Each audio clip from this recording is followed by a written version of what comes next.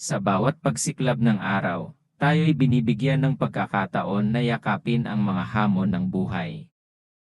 Ang buhay ay isang walang katapusang paglalakbay ng pagkatuto at pag-unlad.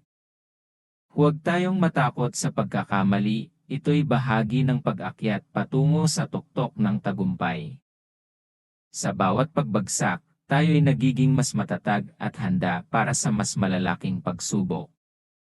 Huwag kalimutan na ang mga pangarap ay maaaring tuparin sa pamamagitan ng determinasyon at sipag.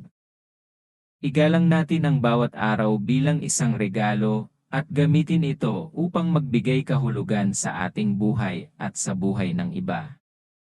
Sa kabila ng dilim, patuloy tayong magliwanag at magbigay inspirasyon sa mundo sa pamamagitan ng ating mga gawa at salita. Maraming salamat sa panonood.